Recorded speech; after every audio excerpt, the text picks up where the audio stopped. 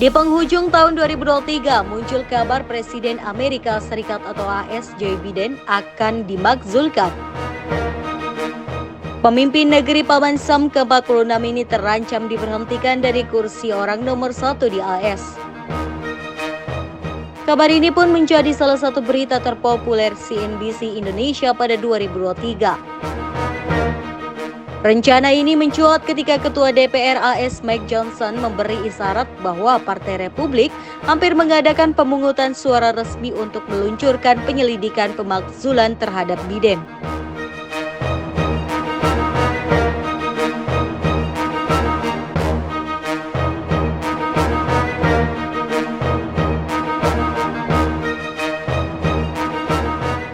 Partai Republik telah menghabiskan waktu berbulan-bulan menyelidiki urusan bisnis Biden dan putranya Hunter dengan harapan menemukan ketidakwajaran yang dapat mereka gunakan sebagai dasar pemakzulan.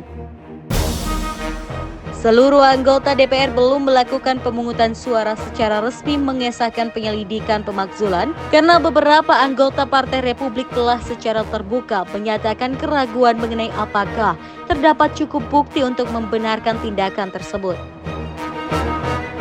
Di sisi lain, investigasi Partai Republik sejauh ini telah menghasilkan beberapa klaim yang menyesatkan, namun tidak ada yang substansial.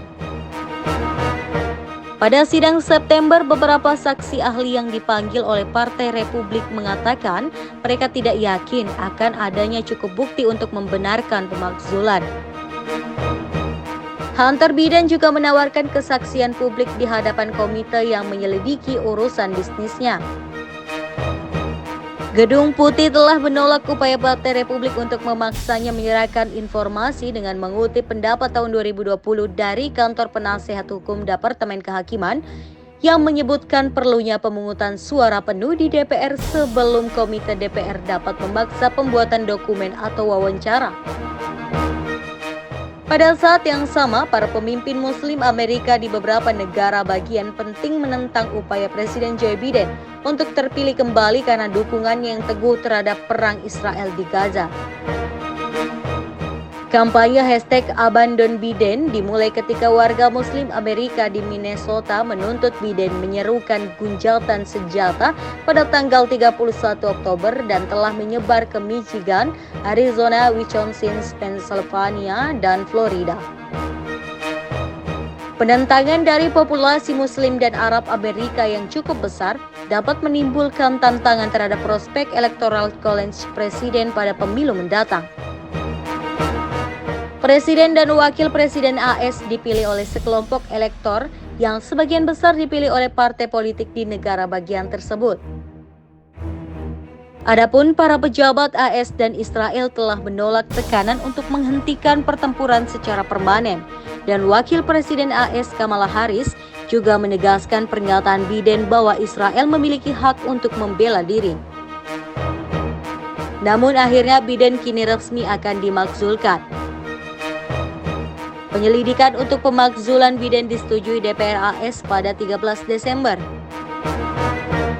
Berbeda dengan Senak yang dikuasai Partai Demokrat, DPR AS dikuasai akuisisi Partai Republik.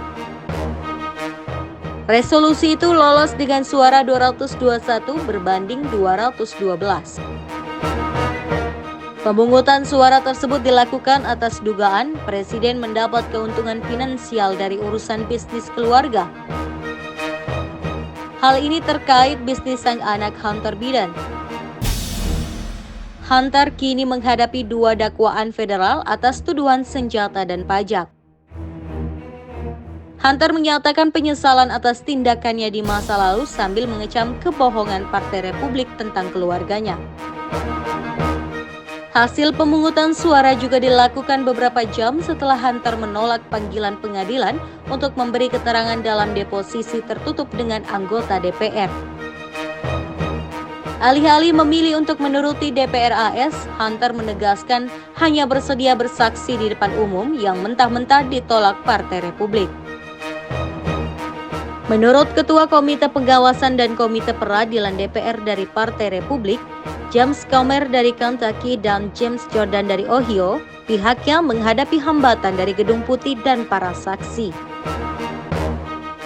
Biden bukan satu-satunya presiden AS yang pernah dimakzulkan. Sebelumnya ada mantan presiden AS yang dimakzulkan, yakni Donald Trump tahun 2019, Bill Clinton tahun 1998, Richard Nixon 1972, dan Andrew Johnson 1868.